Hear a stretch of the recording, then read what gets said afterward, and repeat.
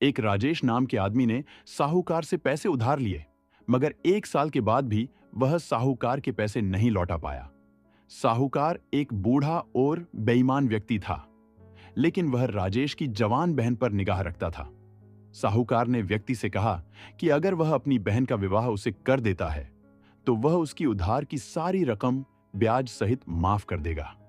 राजेश और उसकी बहन साहूकार के इस सौदे से बहुत परेशान हो चुके थे। साहूकार राजेश से बोला, शर्त यह है कि मैं एक खाली थैली में एक सफेद और एक काला कंकड़ डालता हूं। तुम्हारी बहन थैली में से एक कंकड़ बाहर निकालेगी। यदि उसने काला कंकड़ निकाला तो उसे मुझसे शादी करनी पड़ेगी और मैं तुम्हारा सारा कर्ज माफ कर दूंगा। अगर उसने सफेद कंकड़ निकाला तो उसे मुझसे शादी नहीं करनी पड़ेगी, मगर तुम्हारा कर्ज माफ नहीं होगा। लेकिन अगर तुम्हारी बहन ने थैली से कंकड़ निकालने से मना कर दिया तो मैं तुम्हें कर्ज ने चुकाने के लिए पुलिस के हवाले कर दूंगा।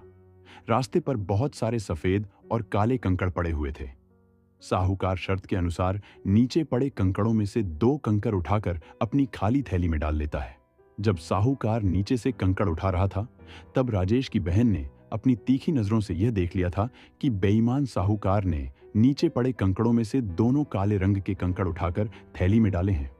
साहूकार राजेश की बहन को बोलता है कि वह थैली में से एक कंकड़ निकाले।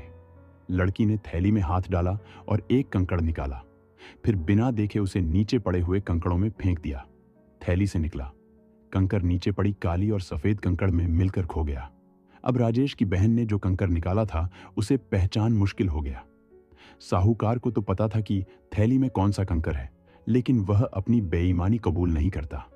राजेश की बहन बोली, सॉरी, गलती से कंकड़ नीचे गिर गया। थैली में जो कंकड़ बचा है उससे पता चल जाएगा कि मैंने कौन सा कंकड़ उठाया था। जब लड़की थैली से दूसरा कंकड़ निकालती है तो वह काला होता है। फिर लड़की बोलती है कि अगर यह कंकड़ काला है तो मैंने सफेद कंकड़ थैली से निकाला था। इस समय साहूकार की योजना असफल हो गई। वह बहुत निराश हो गया। निराशा से उसका चेहरा लटक गया। राजेश की बहन ने अपनी बुद्धिमानी से एक असंभव सी विपरीत परिस्थिति को अपने पक्ष में कर लिया।